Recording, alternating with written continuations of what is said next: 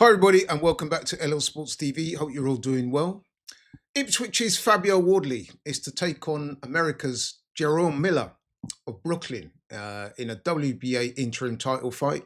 The fight is to be held at Portman Road, which is the home ground of the soon-to-be relegated Ipswich Town Football Club.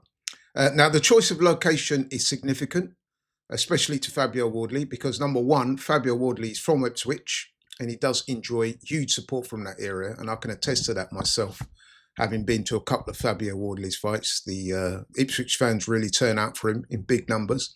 And number two, because Fabio is a Ipswich Town football fan. He was actually a member of their football academy way back in the day. Apparently, he's a very good footballer. Way before his boxing days, obviously. So this is a big fight, and let's be honest, Fabio deserves his moment.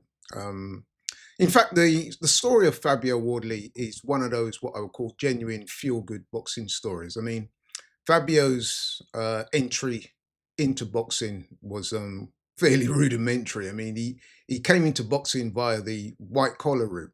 Didn't really have much of an amateur career. As I said, started off in white-collar boxing, decided he wanted to turn pro. And what he did was he started traveling up to London for sparring sessions with none other than Dillian White, whom it would appear impressed. And Dillian helped to get him signed, or Dillian signed him. I'm not sure which one. But I know Dillian definitely assisted him in turning pro and was managing him for a while. So, yeah, so that's how he got into boxing. And since turning pro in 2017, he's got a very, very good record. He's not looked back. He's had 19 fights, 18 wins, 17 wins by KO, and one draw. Now, that one draw he had was with Fraser Clark, who's another good heavyweight out of this country. They fought. I was at that fight. Excellent fight. Now, they had the rematch, and the rematch was ended far more conclusively. In fact, absolutely savagely. Fabio blitzing Fraser Clark out in Riyadh, Saudi Arabia, last year, October, I think it was. First round. Now, I don't know if any of you saw that, but that was an absolute savage ending. I mean, that finishing punch that Fabio threw, honestly, and I've been watching boxing a long time, that was one of the most brutal one punch or brutal endings I've seen in a boxing ring. And I must admit, at the time, I was actually genuinely worried for Fraser Clark. Thankfully, Fraser Clark made a recovery. He was rushed straight to hospital.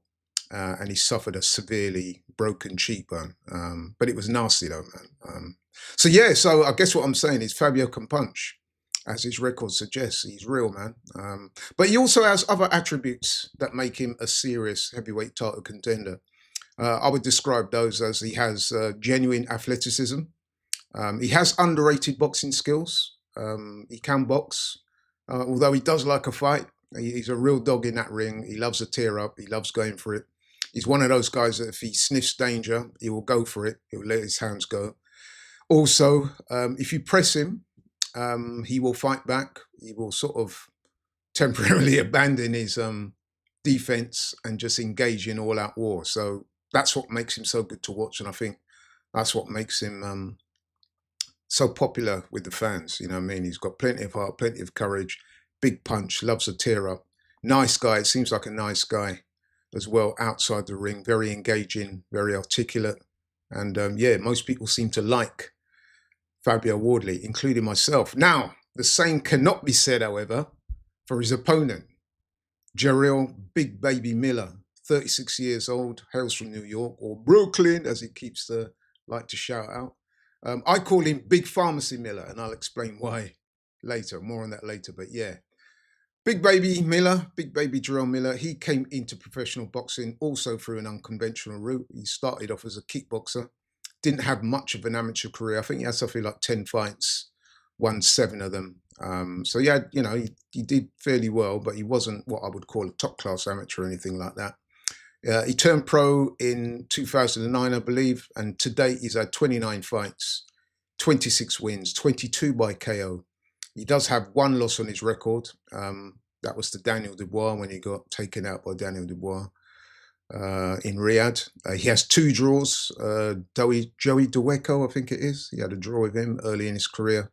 And in Jarrell Miller's last fight, he drew with former WBO champion Andy Ruiz, who, yeah, a lot of people thought that Miller should have got that fight. Yeah, you know what? I watched that fight as well, and I think, yeah, Miller could consider himself unlucky just to get a draw. I think he outworked Andy Ruiz in that fight. So, yeah, so, you know, Miller is a good heavyweight. He's big, he's strong, he's tough.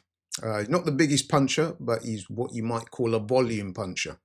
But that doesn't tell the whole story about Jarrell Miller, I'm afraid. Whilst he's big, he's brash. Some might say he's charismatic, or others could say can be quite vulgar at times.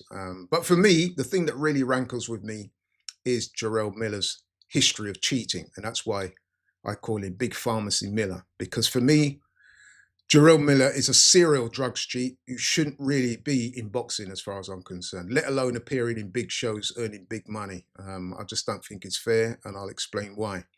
Jarrell Miller has failed multiple drugs tests throughout his, not just boxing career, I might add. He was also caught cheating while he was a kickboxer as well. So this is a man who clearly has no respect for the rules as far as drug taking is concerned. I mean, let me just go for it briefly. 2014, whilst competing as a kickboxer, Jarrell Miller failed a drugs test and got a 9-month suspension. In 2019, Jarrell Miller was to have faced our own Anthony Joshua. There was a lot of hype surrounding that fight. The two of them engaged in some pretty, how can I put it, heated press conferences. Jarrell Miller was doing his usual stuff, threatening and, you know, shouting and being aggressive and loud as he always does. Anyway, that fight did materialize. You know why? Because Jarrell Miller got caught cheating yet again. Failed multiple drugs tests for that fight, including for HGH, human growth hormone.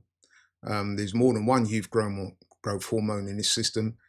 He also failed a drugs test for EPO. Now, that might explain why, prior to that, Jarrell Miller was known as being such a volume puncher. I mean, for a big man, I mean, sometimes he can weigh as much as 300 pounds in the ring. He was like throwing punches galore, like upwards of 100-pound a round he was averaging in some of his fights. And if I tell you that in his recent fights, that 100-pound, those 100 shots around that he was throwing, nowhere near that level, down to the late 30s. Now, I wonder why that might be. So, yeah, 2019, didn't fight Joshua, got thrown out of that fight because he failed multiple drugs tests. You thought he might have learned from that, but no, not Jarrell Miller. The year later, he was supposed to have fought a fight with a guy called Jerry Forrest from America. That fight was scheduled. However, Jarrell Miller, being Jarrell Miller, failed another drugs test and was banned for 2 years subsequent to that. So in total, Jarrell Miller has failed not one, not two, not three, but 4 drugs tests in fights involving himself. And now that, for me, is disgusting, I've got to say. When you consider as well how dangerous this sport is and the kind of things that can happen in a boxing ring. To have a heavyweight especially failing 4 drugs tests, well, 3 in boxing, 1 in kickboxing, failing those amount of drugs tests, man, to me, that is the actions of a serial drugs cheat. And what rankles even more with me is that I've never seen Miller take responsibility for his actions. He's never taken responsibility or accountability for it. He's always blamed other people. The guy's just, you know, I mean, the other thing is he's never seemed to have shown any contrition either. He's never apologized for it. He's never shown any contrition. He's just a pretty obnoxious and foul person, man. And yeah, I don't like him at all, as you can probably gather by this video. In addition to that, he's had numerous altercations outside the ring. Again, it could be connected to his drug use. Who knows? But yeah, I mean, the latest one, he was arrested last year, not too long after the Dubois fight, actually. He was arrested and charged with carjacking and assault after he had a dispute over a car dealership employee. So it was alleged that Jarrell Miller had a car that he was hiring and they had to repossess it. Jarrell Miller, being Jarrell Miller, wasn't going to have that, and so he resorted to violence. I don't know how that case ended, actually. So, yeah, but he was arrested for it. And at today's press conference, Jarrell Miller was his usual loud, aggressive, obnoxious self, shouting, swearing, attempting to slap Fabio, using all kinds of swear words and profanity. In my opinion, Jarrell Miller is a truly disgusting individual who shouldn't be fighting, certainly at the top level, as I said earlier, certainly not earning that type of money. He can consider himself extremely fortunate to be in a fight of this nature, because there are other opponents that Frank Warren could have got for Fabio Wardley. And I'm a bit disappointed that he's chosen someone like Jarrell Miller, because there are other fighters out there. I don't know why he's chosen Jarrell Miller. Well, actually, yeah, I do know, because Jarrell Miller, despite what I've said about him, he is a good fighter. You know, I can't deny that. Just because I don't like him personally, I can't deny that he's a good fighter. He's also big. He's tough.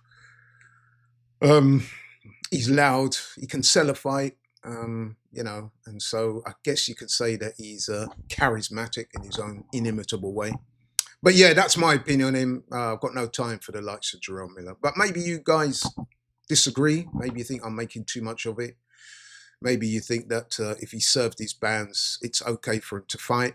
I don't know. Please let me know in the comments. But yeah, that's my quick take on it. Thank you so much for watching the video. Really appreciate it. If you're new to the channel, please like, share, and subscribe. And I'm out. Catch you on the next one.